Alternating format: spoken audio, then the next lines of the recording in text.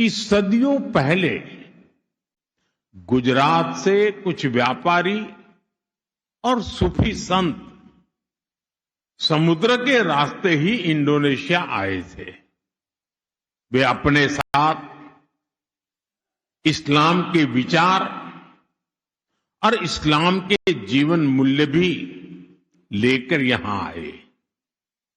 आज भी गुजरात के पटोला वस्त्र यहां सम्मान और प्रतिष्ठा के प्रतीक है।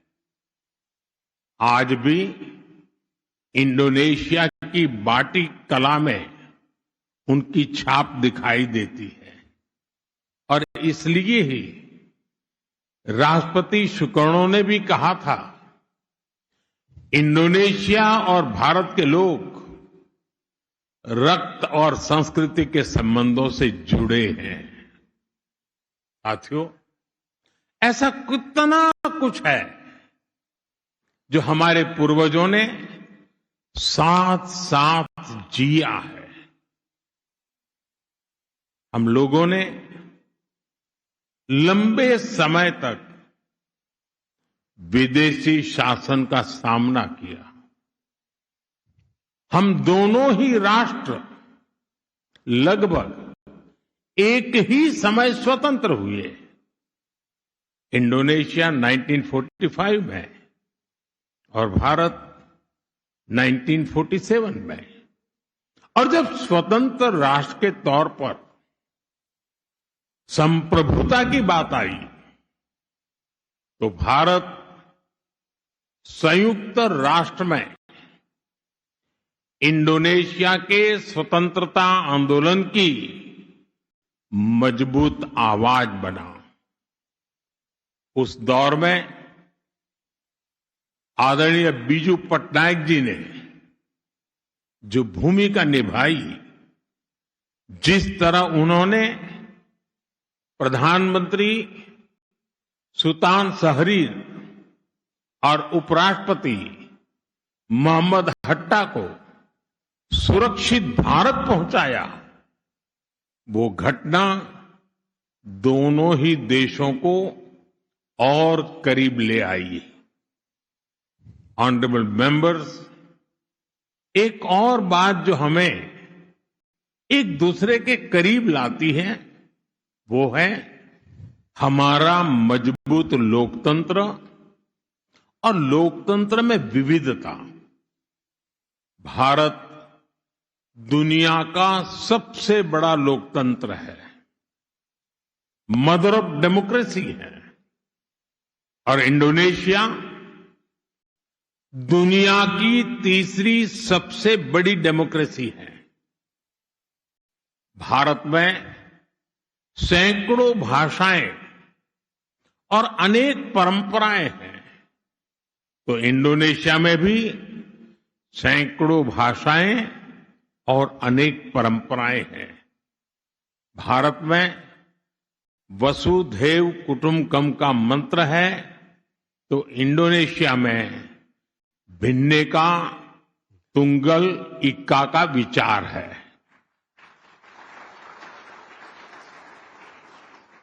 हम दोनों ने अपने लोकतंत्र में इस विविधता को ही अपनी एकता की नींव बना लिया है।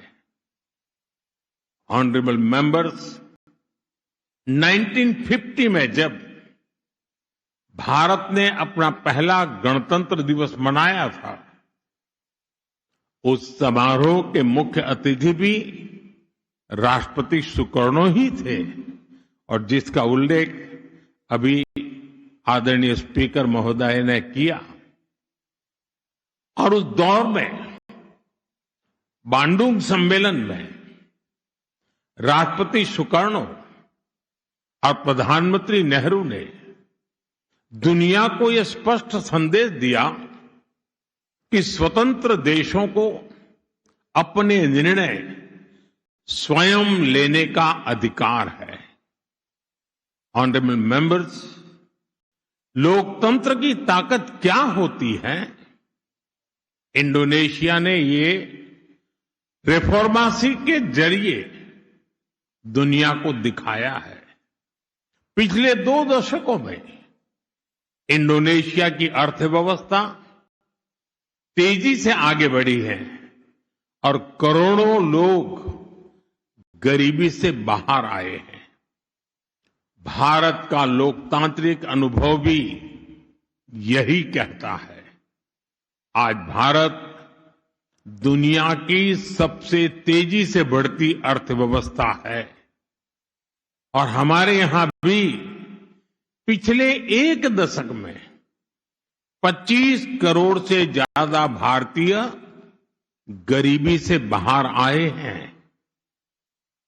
और इसलिए मित्रों, जब भारत और इंडोनेशिया साथ खड़े होते हैं तो दुनिया का ये विश्वास मजबूत होता है कि लोकतंत्र अवसर देता है, लोकतंत्र विश्वास देता है और लोकतंत्र भविष्य बनाता है।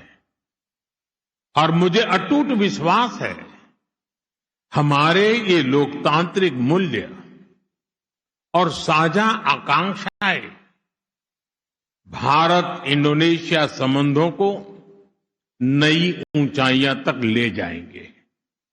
ऑनरेबल मेंबर्स, एक साथ आजाद देशों के तौर पर हमने जो सफर शुरू किया था, अब उस आजादी के 100 वर्ष भी हम एक साथ पूरे करने जा रहे हैं। यहां इंडोनेशिया में आप एमास 2045 के महत्वाकांक्षी विजन पर चल रहे हैं और भारत में हम विकसित भारत 2047 का संकल्प लेकर आगे बढ़ रहे हैं। अपने इन लक्ष्यों को हासिल करने में हम एक दूसरे के पूरक बन सकते हैं। हम दुनिया की सबसे यूथफुल सोसाइटीज हैं। हम दुनिया की सबसे तेजी से आगे बढ़ रही बड़ी अर्थव्यवस्थाओं में है। हम दोनों मेजर मैरीटाइम पावर्स हैं। हम ग्लोबल साउथ की मजबूत आवाज है।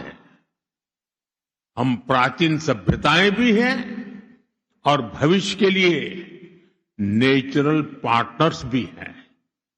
इस यात्रा में हम एक दूसरे के पार्टनर्स भी बने और स्ट्रेंथ भी बने। इसी विजन लेकर को आज राष्ट्रपति प्रभुओं से मेरी विस्तृत चर्चा भी हुई है। हमारे उद्देश्य बहुत स्पष्ट है। भारत और इंडोनेशिया के बीच जो सद्भाव और विश्वास है, हमें उसे अपने नागरिकों के लिए नए अवसरों में बदलना है। पिछले वर्ष दोनों देशों के बीच द्विपक्षीय व्यापार लगभग $25 अरब तक पहुंचा है। भारत की 100 से अधिक कंपनियां इंडोनेशिया में काम कर रही है। निश्चित तौर पर हम साथ मिलकर तेजी से आगे बढ़ रहे हैं, लेकिन आगे अभी और भी असीमित संभावनाएं हमारा इंतजार कर रही है। ऑनरेबल मेंबर्स, फ्यूचरिस्टिक सेक्टर्स में भारत और इंडोनेशिया के बीच अनंत आकाश को छूने का सामर्थ्य है। उदाहरण के तौर पर स्पेस टेक्नोलॉजी। आज पूरी दुनिया स्पेस में भारत की क्षमता का लोहा मान रही है और भारत इसमें इंडोनेशिया को अपना नेचुरल पार्टनर मानता है। बियाक में सैटेलाइट ट्रैकिंग सुविधाएं लंबे समय से भारत के स्पेस प्रोग्राम को सहयोग देती रही है।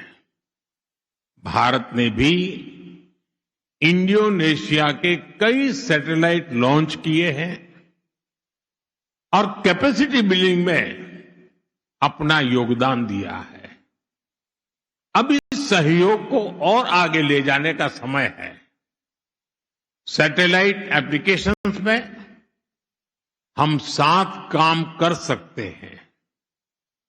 भारत इंडोनेशिया में सैटेलाइट लॉन्च सुविधा विकसित करने में भी सहयोग देने के लिए तत्पर है।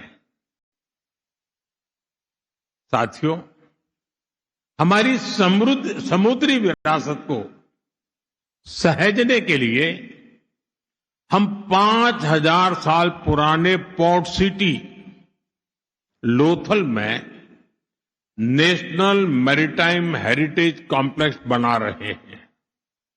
मैं चाहूंगा कि इंडोनेशिया भी इस प्रोजेक्ट के साथ जुड़े।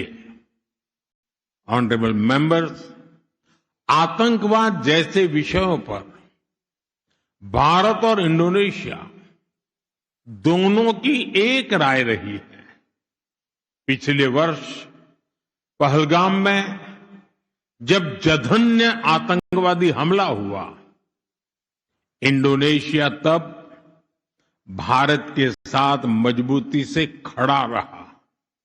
मैं इसके लिए राष्ट्रपति प्रभुओं और आप सभी का आभार व्यक्त करता हूं। हमारे दोनों देश काउंटर टेररिज्म पर जॉइंट वर्किंग ग्रुप के माध्यम से साथ काम कर रहे हैं। इंटेलिजेंस, साइबर थ्रेट्स, आतंकी फंडिंग और डी रेडिकलाइजेशन, इन क्षेत्रों में हम और सहयोग बढ़ाकर दुनिया में शांतिवादी ताकतों को मजबूती दे सकते हैं। ऑनरेबल मेंबर्स, आज ग्लोबल ऑर्डर तेजी से बदल रहा है और ऐसे में हम जैसे विकासशील देश समान भागीदारी और अपनी बड़ी भूमिका मांग रहे हैं।